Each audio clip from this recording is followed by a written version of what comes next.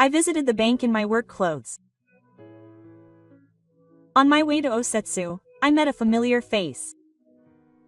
It was Sugimoto, a classmate from junior high school. What's with that outfit? There are idiots who come to the bank in work clothes. Do you think you're a customer? There's no way I have any business with someone as low-level as you, a manual laborer. Anger welled up in me as Sugimoto said this, but I said quietly, I see. I understand the bank's thinking. And so I left the bank. The person he insulted was not an ordinary worker, but the president of a Japanese construction company. My name is Yasaka. Although I am the representative of a Japanese construction company, I am not the typical president that anyone would imagine. I still work on site, sweating and covered in iron dust. A helmet would suit me better than a helmet. I was born in northern Kanto. My father was gone, and I grew up in a poor family with just my mother and one child. We lived a life where we barely had enough food for dinner every day. On winter nights, there were many days when we would sleep shivering under a blanket without a stove. My mother worked from morning to night, but life still didn't get any easier. When I was graduating from junior high school, the topic of further education came up. My mother said she would send me to high school even if it meant taking out a loan. But I didn't take her word for it. I wanted to make things a little easier for my mother than to strain the family finances by studying. I also couldn't bring myself to take the plunge because I thought it would be a burden on my younger siblings. So I chose to enter society after graduating from junior high school. I joined a small construction company in town. Naturally, I didn't know what to do at first. I was yelled at and covered in mud on the construction site, and I worked shivering on steel beams in the middle of winter, but I didn't give up. I arrived at the site earlier than anyone else and stayed later than anyone else. I ate my lunch break while maintaining tools, and I would persistently ask my seniors about things I didn't understand. I just worked hard. In this way, little by little, I acquired skills and gained their trust. When I was in my late 20s, the weather turned. My boss at the time encouraged me, saying that I could succeed even if I went out on my own. At first, all I had was a truck and some tools. No money. No employees. But I was prepared. Over the next 10 years or so, little by little, I increased my workload, recruited new colleagues, and the company grew. Now, I have clients all over the country and have grown into a company trusted by major general contractors. I have also been entrusted with public works projects, and my dealings with local governments have increased. However, I have no time to appreciate my success. There is a mountain of work to do and a lot of responsibility. Even so, I like this job, but nothing has changed inside me. The only times I wear a suit are for the company's entrance ceremony and the shareholders' meeting. Otherwise, I always wear work clothes. I work while sweating and getting covered in mud, feeling firsthand the things that can only be seen on site. That's how I do things, and it suits me. Then one day, while touring construction sites around the country, I noticed that the heavy machinery and equipment were rapidly aging. It would be dangerous to leave things as they were. Having decided that, I made the bold decision to replace the equipment with the latest models. Naturally, it would be a major investment, but I couldn't put it past the safety of my employees. I immediately contacted my main bank and began consulting with Yuji. The discussions had already progressed considerably, and all that was left was the final adjustments. And then the day of the interview with the bank arrived. After finishing my work, I got into the vehicle in my usual work clothes and headed to the bank. A final check by volunteers for the equipment transfer. The organization on site would change drastically from today onwards. That was supposed to be the case. It was my main bank that I had been to many times. As I passed through the entrance, the receptionist gave me a slight greeting. Quote, "May I show you around?" Quote, she asked, but I replied with a slight bow. Thank you. I always knew where it was, so I passed by the receptionist and headed deeper down the hallway. That's when it happened. A man walking up from the front saw me and stopped dead in his tracks. What? Are you kidding me? You're going to hit me. My memories came flooding back. Ever since he found out that my family was poor in middle school, he'd made fun of me every time I refused. Takahiro Sugimoto. Apparently, that Sugimoto was wearing a suit and a badge on his chest and working at this bank. Seriously? It's been so long since I've seen a cloud. What's with that outfit? You came to the bank? In dirty work clothes. I grinned and deliberately backed away, trying to distance myself. Wow. Are you taking the bank for granted? You've always had no common sense, and you still don't seem to be that way. I tried to ignore him and walk past him, but Sugimoto wouldn't let me. What? Are you here to deliver some documents or something? Or to pick up some supplies? You're not here to be a customer, are you? I stopped and walked quietly. I just came because of Yuji's story. At that moment, Sugimoto burst out laughing, staying the night. What's that? Seriously? You're the one who brought it up from the bank. This is bad. Did the president get angry and ask you to do it? What, as a proxy? No way, no way, no way. Or maybe you're here for personal financial advice. The way he shook his shoulders while laughing was more like a condescending malice than a boss. By the way, are you still working on the construction site?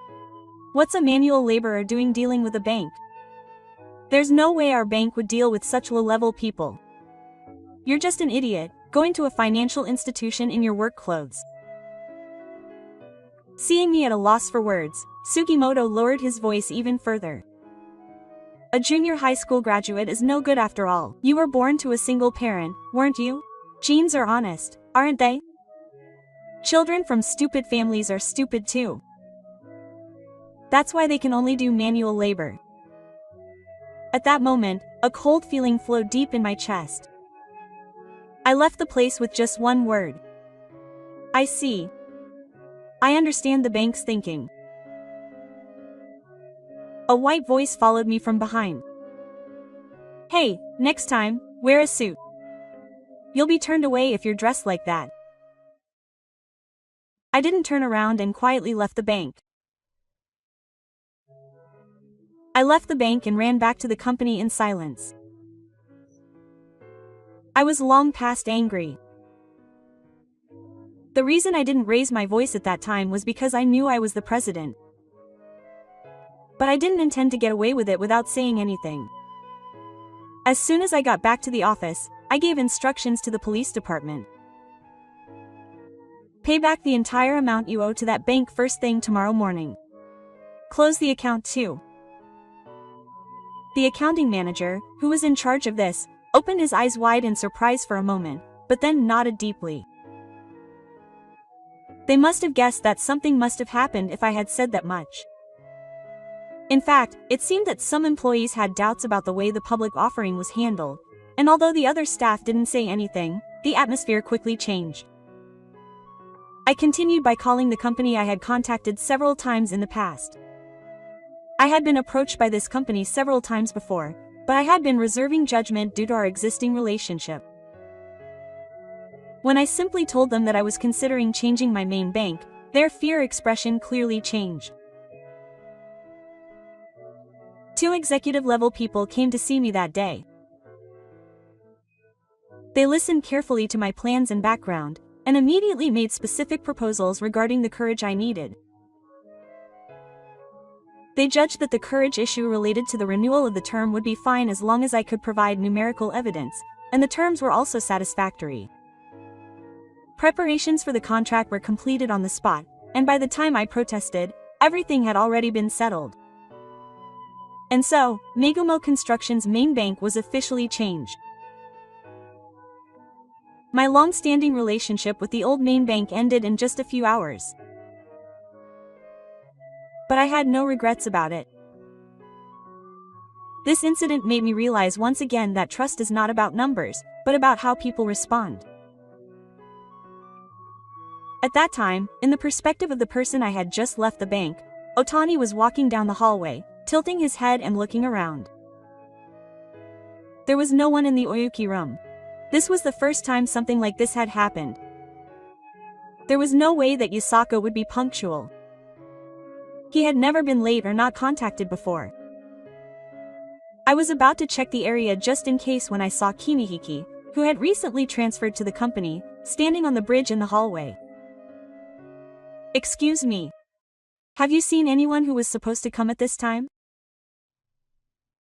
"Oh, well, there was one, but he wasn't a customer," Sugimoto answered calmly. It seemed that Mito hadn't even noticed what he had done. Otani glanced at Sugimoto for a moment as if he had sensed something, but he said nothing more. "I see." He quietly returned the kiss and walked away in the opposite direction from Oyuki. A slight feeling remained in my chest. The next morning, in the perspective of the bank, the day was starting off quietly as usual. Otani was also organizing the first documents of the morning. In the midst of this, the phone at his desk rang. "Yes, it's Otani. Thank you for your continued support." "Huh, is this Mr. Nagumo Construction?" The voice on the other end of the line was calm, but somehow cold. When our company president visited the building yesterday, he was treated very harshly by the company's employee. I heard that they looked down on him because of his attire, and even made insulting remarks about him being a single parent. The president himself expressed strong displeasure, and as of today, he will repay the full amount owed to him by the company and close all his accounts. After saying that, the other party hung up the phone. For a while, he couldn't move, still holding onto his hand. Everything suddenly clicked together as to what had happened. The reason why the president of Nagumo Construction hadn't shown up at the building yesterday, and the employee Sugimoto who he had passed in the hallway, and the insults about his work clothes and the discrimination against single parents that had been reported over the phone. All the elements matched up. With a look of fear on his face, Otani stood up and quickly walked through the building. He headed to Sugimoto's desk. "Good morning, Mr. Otani. Is something wrong?" Otani's anger burned quietly at the casual tone of the voice. "You said there was someone in the hallway yesterday, not a customer." "Oh, that's right.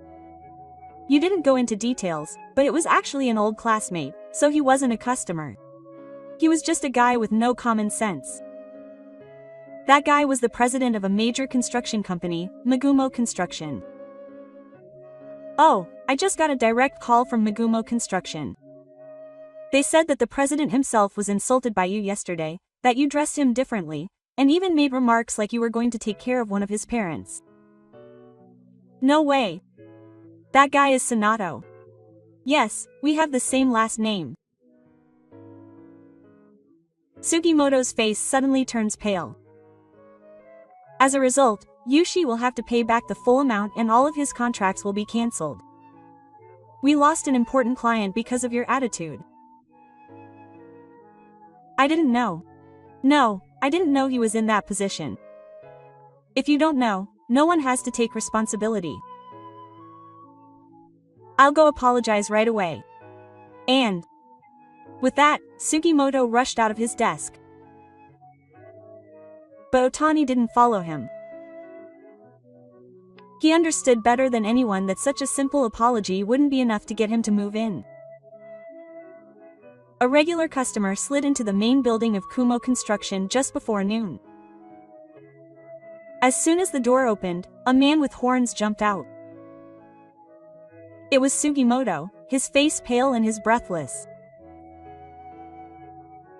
The employees were somewhat bewildered by his appearance as he insisted on apologizing to the president at the reception desk. Eventually, I was contacted and the strange visitor was ushered in. As soon as he entered the reception room, Sugimoto put both hands on the floor and slammed his forehead. Mr. President, I'm really sorry. His voice was trembling. But there was no emotion left in me. I did something really terrible yesterday. I never imagined you were the president. At that time, I thought you were just a regular worker, or something. In other words, if you were just a regular person who came in wearing work clothes, it would be okay to insult me. My voice was quiet.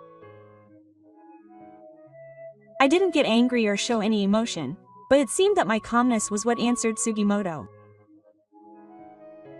No, that's not it.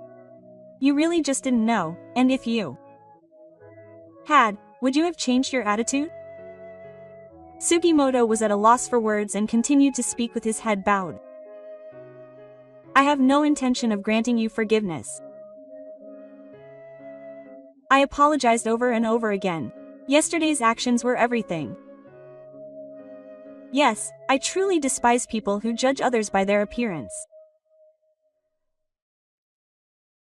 I will never forget the words you used yesterday or the way you looked at me. At my words, Sugimoto pressed his forehead even deeper into the floor. He tried desperately to say something, even though he couldn't speak. But his posture didn't move my heart. Even so, Sugimoto continued to plead. Please reconsider. Sugimoto's voice as he continued to bow his head desperately was no longer a plea, but more like a cry. If I keep this up, I'll be fired. I finally got into the banking industry. I worked hard and finally made it. I watched the whole thing in silence. There was no pity or anger on his face. He simply stared calmly at the person in front of him. It was all my fault. I regret my attitude and my words. Please do something. Sugimoto pleaded in a strained voice. He slowly opened his mouth. Then tell me specifically what you did wrong. You said you were sorry. So what are you sorry about? Sugimoto froze for a moment when he was questioned. Is that all you did with your bad attitude and the way you said it? You said you were stupid because you insulted my mother and are a single parent. Sugimoto's face twitched at those words. That wasn't my intention. Then explain what you meant. Sugimoto, at a loss for words, could only repeat the silent movements of his throat. I'm so sorry. He bowed his head in a trembling voice. Why won't you forgive me even though I've apologized so much? I told him quietly but clearly. That apology was to protect your position. You haven't said a single word of apology for insulting my mother. Is that what you meant? Then why did you choose those words? I saw your book. Sugimoto was speechless and collapsed on the spot. I'm so sorry. Tears flowed down his face as he rubbed his forehead against the ground, trembling as he continued to plead. Please. I don't want to quit the bank. Just give me one more chance to start over. He slowly stood up. It's not up to me to decide whether or not to give you a chance. I've just decided that I'll never have anything to do with people who look down on others. And he turned his attention to the outside world. Please leave. Please. Forgive me. Sugimoto let out a pitiful cry and collapsed to the ground. But I didn't turn around and just made a face at the security guard and left the place. The sound of the gate closing inexorably overlapped with Sugimoto's okoshi. After that, Sugimoto was dismissed. He was held responsible for the inappropriate handling of an important customer due to his prospective judgment, and he lost his position in the car. He ended up making a voluntary statement, but it was essentially a steel bar. I never thought that someone like that would have become president. I heard rumors that he said that. But Sugimoto never understood until the end. He must have thought that he had been shamed for judging people based on their titles and appearances alone. In the end, his apology was nothing more than a defense. He was just trying to protect what he would have lost by being forgiven by me. It was just as I had pointed out that day. The banking industry is small. Once a bad reputation is made, it quickly spreads. I also heard that he had been unsuccessful in his job search and had lashed out at the staff at the Hello Work office. It seemed that his pride was getting the better of him and he couldn't accept reality. On the other hand, Nagumo Construction has strengthened its ties with a new bank and is doing well. Blessed with business partners who value trust, the workplace has regained its brightness. Today, I am out at the workplace in my work clothes again. As I was finishing my morning rounds, a young employee said to me, "President, it's hard to make a choice when you're so dirty." This is the most relaxing thing for me. Quote. I replied with a laugh. Even if I get dirty and covered in mud, I will continue to be myself. I will just continue to maintain that attitude. Thank you for watching until the end. If you enjoyed it, please subscribe to the channel. See you in the next video.